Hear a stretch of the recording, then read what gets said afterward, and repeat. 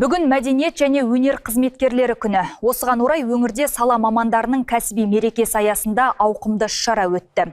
Жалпы облыста 506 мәдениет және тілдерді дамыту мекемелері бар. Яғни бұл салада 4000-ға жуық маман еңбек етіп, ұлт руханиятының өркендеуіне сүбелі үлес қосып келеді.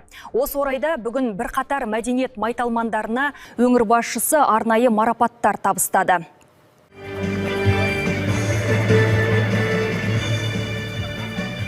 Кәсіби мерекеміз құтты болсын. Шын жүректен барлықтарыңызды құттықтаймын. Әрқайсыңыз марапатқа лайықтысыз. Әрине мен үлкен алғысымды айтамын.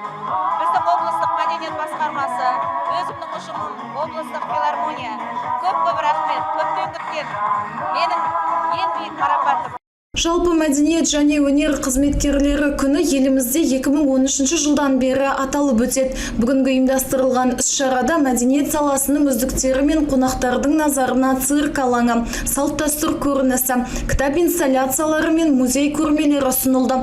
Өңір басшысы сала мамандарын құттықтап, жылы лебізін білдірді. Сондай-ақ қонақтармен бірге көрмені аралап, арнайы дайындалған концерттік бағдарламаны тамашалады.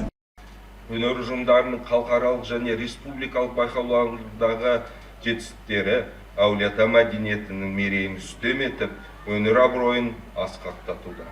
Сіздер халықтың мәдени байлығын арттыру жолындағы адал еңбектеріңіз бен өнерге деген жанашырлықтарыңыз үшін баршаңызға шынайы ризашылық білдіремін.